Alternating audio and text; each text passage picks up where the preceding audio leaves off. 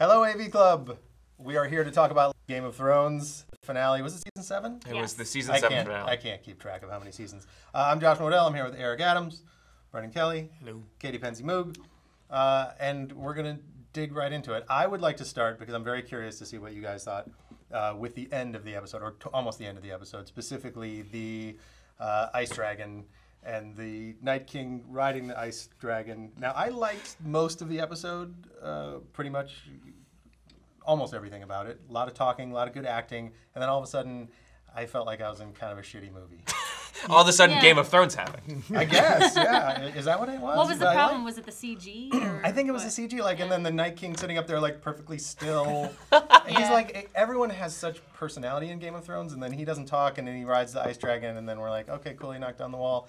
And then everyone marches, and it's just a zombie show. You keep on calling it an ice dragon. Do we know we can actually address it as such? I have made the decision. Oh, you read the books. No, that doesn't yes, help. Book readers, please. A theory is that it's ice dragon. I mean, there's no evidence in the books yet, other than just theories. But there's the theory that that dragons who can breathe the ice is actually hotter than normal dragon fire, which would explain why he can melt the wall with an ice fire. Mm-hmm. It's confusing. I do like that the Night King, he does his own laundry, man. He's got the biggest army in the world, but he is up there burning down the wall.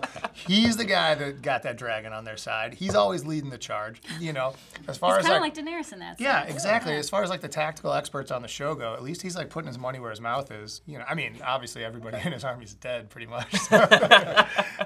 He's got nothing to worry about. Yeah, right. Yeah. But yeah, I think that he's sort of a respectable military commander, if for no other reason than because he is out there on the front line. I mean, I don't know if anything kills him, or well, I think we'll find out. It's easy for him to be in that role, to be the respected commander. And yet we really the can't. Stakes are low. We can't dig into his psychology at all because we really don't know anything about him. Like Josh was saying, he's Bran. Right. Do we want to go there? All right, let's go into theory corner. All right, put on your tinfoil hats. That's it. The theory is that Bran is the Night King. And that's been theory corner. Yeah. Let me ask you this before we get back to the better part of this show. What are we going to see, and what do we hope to see next season? Now, the enemy we have all kinds of enemies who have very complex relationships with each other. All kinds of people on the show that have very complex relationships with each other. We have no relationship with the Night King. He doesn't talk, so we can't really have a relationship with him. Do we hope / think that the first couple episodes of next season are going to sort of defeat the White Walkers and then move into the Cersei stuff, or is the White Walker stuff going to be a whole season of zombie battling? Katie? I think it's going to be both. Okay. Because I think that's more interesting to have, an episode focusing both on the North fight of the White Walkers, and then also Cersei's not going to just pause while they're dealing with that. She's going to use that as an opportunity to strike them, I think. So I think it'll be both. Okay.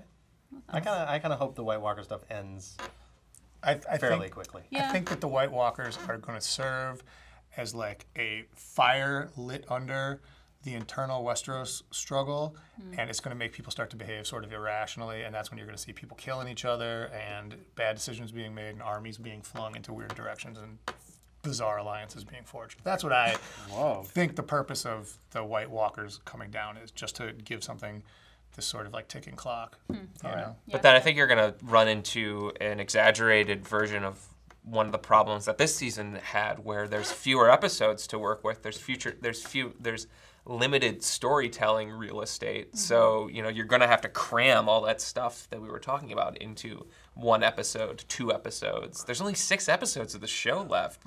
Regardless of how many extended length episodes there are, it's going to feel a little bit rushed.